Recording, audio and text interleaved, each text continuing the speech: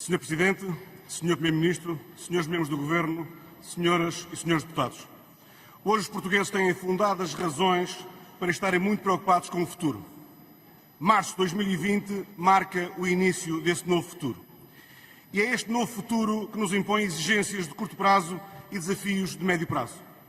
As exigências de curto prazo, como foi a reação à pandemia, os primeiros 2, 3 meses, convocaram o melhor de todos nós.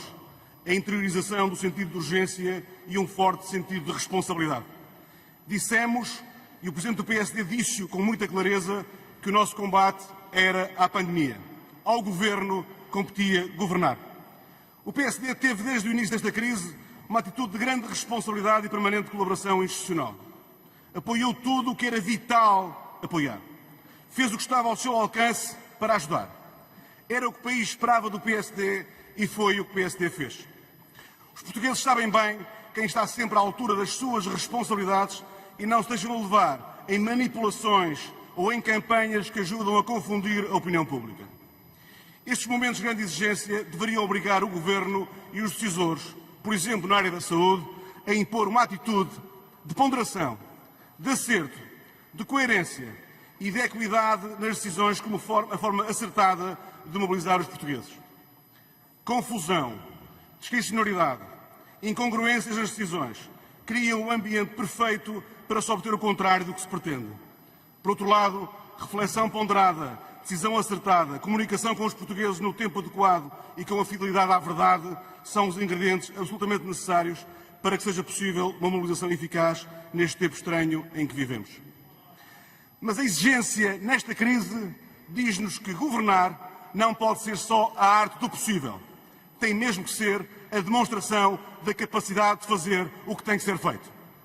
Senhor Presidente, Senhor Primeiro-Ministro, Senhores Membros do Governo, Senhoras e Senhores Deputados, todos temos consciência que este orçamento está claramente marcado pela pandemia e que esse facto não é uma escolha. Mas um orçamento de Estado surge também a partir de uma realidade que é anterior à pandemia e onde se fizeram escolhas de políticas públicas. Na verdade, este orçamento de Estado para 2021 anda a ser escrito pelo Governo Socialista há muito tempo. O Governo está a escrevê-lo há 5 anos, quando pela primeira vez formou o Governo com o apoio do Partido Comunista Português e do Bloco de Esquerda. Anda a construí-lo com as escolhas, as opções, as políticas, as decisões e os caminhos que assumiram e que nos trouxeram até aqui. Anda, enfim, a escrevê-lo em capítulos, orçamento após orçamento. É bom lembrar que o apoio ao governo do PS, de partidos à sua esquerda, foi sempre motivo de grande satisfação e orgulho por esta troika que nos governou nos últimos 5 anos. Diziam que tudo tinha corrido bem, que era para continuar, que a equipa que ganha não se mexe, que o PS governaria com o apoio dos partidos da geringonça. Reclamavam todos o melhor dos mundos. Isto foi muito recentemente, na própria campanha eleitoral, como sabem. Mas a vida das pessoas, como a vida dos países, tem destas coisas. Consegue sempre surpreender-nos, há sempre variáveis que alteram a realidade. Mas o que era exigível neste tempo? O que era exigível neste momento? No mínimo, que fossem capazes de trazer a esta Assembleia um orçamento com um acordo que diziam aos 7 ventos que andavam em negociações e que só podia correr bem. A pergunta é muito simples neste momento e que todos os portugueses fazem. Onde está o sentido da responsabilidade?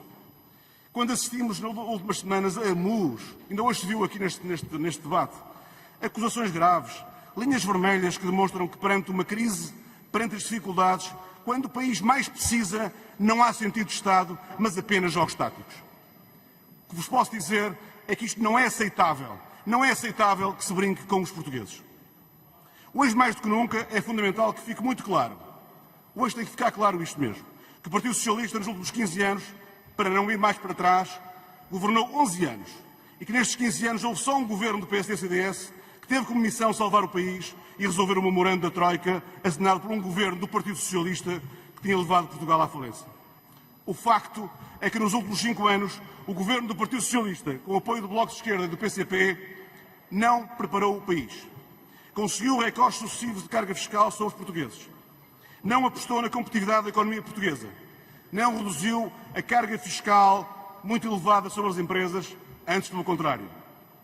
Não investiu no Serviço Nacional de Saúde. Não fez reformas estruturais que permitissem reduzir os custos de contexto das empresas. Também é verdade que a pandemia criou circunstâncias excepcionais. Mas o reconhecimento da excepcionalidade não pode conduzir à mistificação perigosa e paralisante de que antes estava tudo bem, estava tudo controlado e que foi só a pandemia que veio estragar tudo.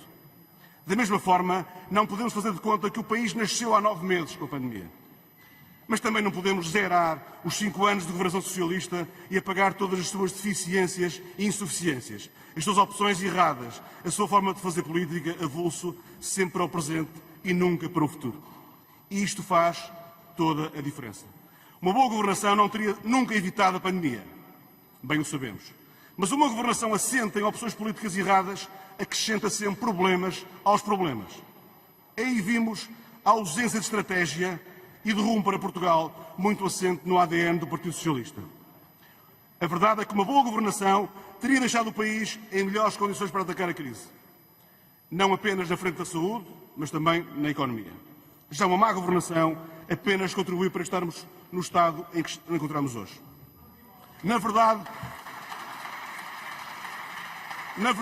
a narrativa de sucesso ficou mais exposta com esta pandemia. É esta ausência de estratégia que tem colocado Portugal em muito maus lençóis quando falamos em competitividade da economia portuguesa. A verdade é que o Governo quis fazer um orçamento, vai ficar tudo bem, mas só à esquerda. Mas como vimos, nem aí está tudo bem, porque o Bloco de Esquerda resolveu desta vez não geringonçar. E tudo isto se define numa palavra: irresponsabilidade. O que assistimos ao longo destes dias, o que estamos a assistir aqui hoje neste debate, em grandes momentos do debate, para quem estiver atento, e os portugueses estão atentos, tem uma palavra que se chama irresponsabilidade. Senhor Presidente, Senhor Primeiro-Ministro, Senhores Membros do Governo, Senhoras e Senhores Deputados, esta proposta de Orçamento de Estado está marcada pelas fortes críticas que o relatório da Unidade Técnica de Apoio Orçamental, que elenca um conjunto de falhas e deficiências, nomeadamente as lacunas de informação sobre medidas de política orçamental. O Conselho de Finanças Públicas, no seu relatório, é muito claro nas preocupações e riscos e dúvidas sobre a proposta de orçamento. Mas este orçamento traz-nos uma verdadeira novidade. E a novidade é a ausência do apoio à economia e às empresas. A economia é a grande ausente. É o óleo deste orçamento. O Governo diz que ela está em todo lado, só que ninguém a vê. E ninguém a vê porque a economia praticamente não existe neste orçamento. E tal como já reconheceu o Sr. Ministro da Economia, no próximo ano teremos um problema maior com o número crescente de insolvências. Como sabemos, são as empresas que produzem, são as empresas que criam emprego, são as empresas que geram rendimentos. E hoje, mais do que nunca, a equação pode colocar-se de uma forma muito simples. Apoiar as empresas é igual a proteger trabalhadores, que é igual a preservar emprego, que é igual a travar o desemprego, que é igual a continuar a pagar pensões. Por isso, o Governo devia sacudir-se de preconceitos ideológicos, e considerar a importância das empresas na recuperação económica do país e em conter a crise social que se sente todos os dias na vida de cada vez mais pessoas.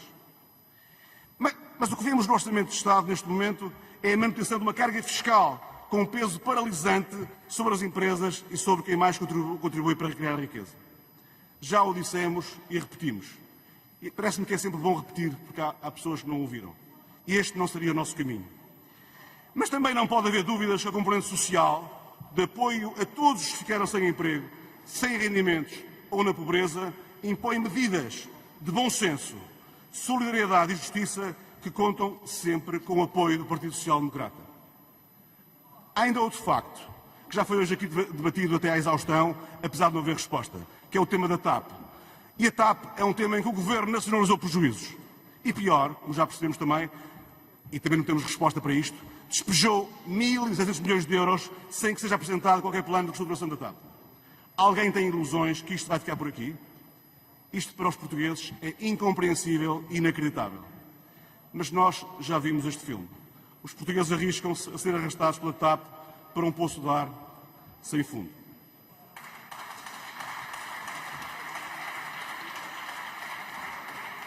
Outra característica da proposta de Orçamento de Estado é o seu déficit de realismo. É certo que estamos em ambiente de enorme incerteza, mas esperar que a economia irá crescer 5,4% do PIB é muito mais que um desejo, do que uma previsão. Também nos preocupa muito a sobreavaliação do crescimento da receita. Já foi referenciado isto ao longo destes dias, particularmente flagrante nas rúbricas de receita do IRC e coisas sociais. Para este efeito, também aconselho a uma leitura atenta do que diz o Conselho de Finanças Públicas.